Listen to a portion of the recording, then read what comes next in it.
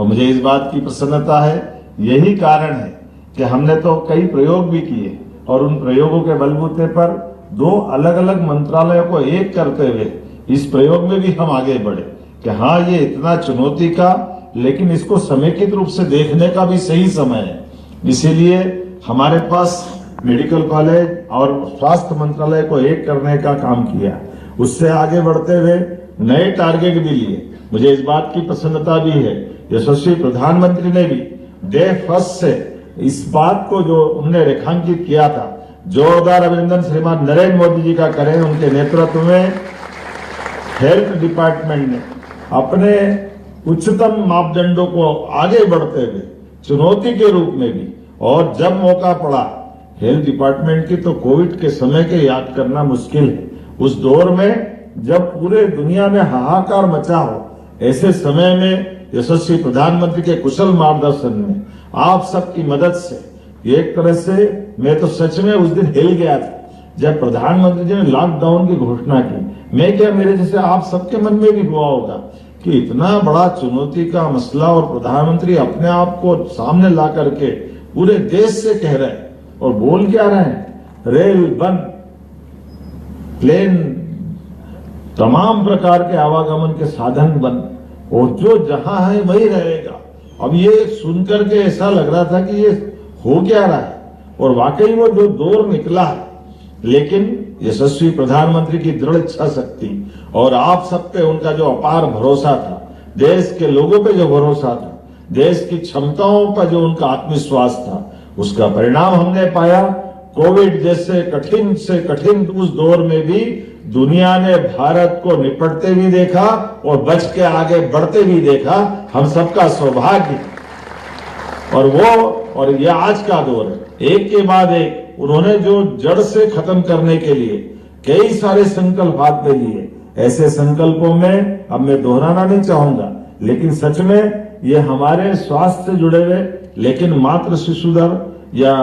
मृत्यु दर का जो मसला है, या शिशु मृत्यु दर का मसला है, या टीबी का मामला हो, या हम सिकल सेल एनीमिया की बीमारी हो, तमाम प्रकार की ऐसी कई सारी चुनौतियों वाले मसले पर, लेकिन पल्स पोलियो को तो 2014 में खत्म कर चुके थे। लेकिन ये बात सही है कि हमारे देश को तो हम सुरक्षित कर सकते हैं, लेकिन आसपास से आने वाले ये जो दूसरे प्रकार के हमारे संकट,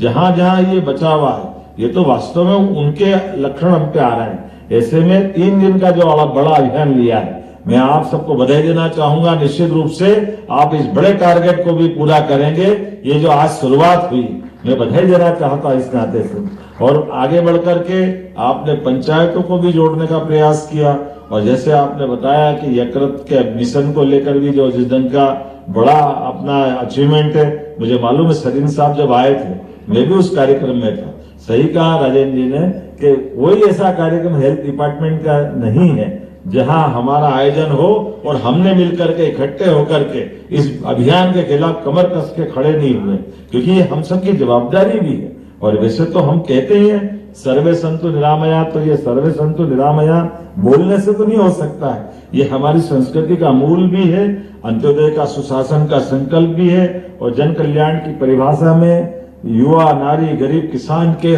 कल्याण के लिए समग्र रूप से मंत्र के रूप में काम करता है। जब आयुष्मान भारत योजना में 60 करोड़ से अधिक भाई बहनों की रक्षा का कवच यशस्वी प्रधानमंत्री के माध्यम से निकलता है, हम तो दौर ये नया देखते हैं। अब अपन को भी कल्पना नहीं करते थे, विदेश की सोचते थे, और विदेश में भी सोचते थे कि बीमा पॉलिसियों से काम चल जाएगा, और बीमा पॉलिसियों से ही उनके अपने अपने देश ने अपने रक्षा के लिए, सुरक्षा के लिए, स्वास्थ्य के लिए बड़े कल्पना की थी। लेकिन अपने सामने वो उदाहरण सामने आ रहा है कि बीमा पॉलिसियों के कारण से आज विदेश में भी बड़े पैमाने पर लोग भारत की तरफ देख रहे हैं, क्योंकि भारत ने जो मार्ग निकाला है, सीधे सीधे अपने लोगों को 5 लाख का आयुष्मान योजना के माध्यम से जब जहां चाहो इलाज कराओ, और ये जो रास्ता निकाला है, सच में हमारे लिए ये प्रधानमंत्री का दौर 12वें साल के साथ अलग अलग सब क्षेत्रों में वरदान लेके आया है। ऐसे में हम सब मिलकर के एक बार यशस्वी प्रधानमंत्री का पुनः अभिनंदन करें, जिनके माध्यम से बड़े बड़े टारगेट हमारे पूरे हो रहे हैं। प्रधानमंत्री मातृ वंदना योजना, आयुष्मान भारत योजना, प्रधानमंत्री टीबी मुक्त भारत अभियान, यकृत मिशन, सिकल सेल उन्मूलन, एक के बाद एक। मुझे तो इस बात का आनंद है जब लाडली बेटियों की सर्वाइकल कैंसर जैसी जानलेवा बीमारी से बचाने का भी संकल्प का मामला आया, टीकाकरण का, तो मात्र 2 महीने में हमारे विभाग ने 96% का टारगेट पूरा किया। मैं आपको पुनः बधाई देना चाहता हूं। ये बड़ा टारगेट जिसमें मध्य प्रदेश ने अपनी क्षमता दुनिया के सामने, अब देश के सामने बताने का प्रयास किया है। ऐसे में जब ये आज अभियान चल रहा है और 1400 विशेष मोबाइल टीमें बनी है और खास करके 43,000 टीमें घर घर जाकर वैक्सीन का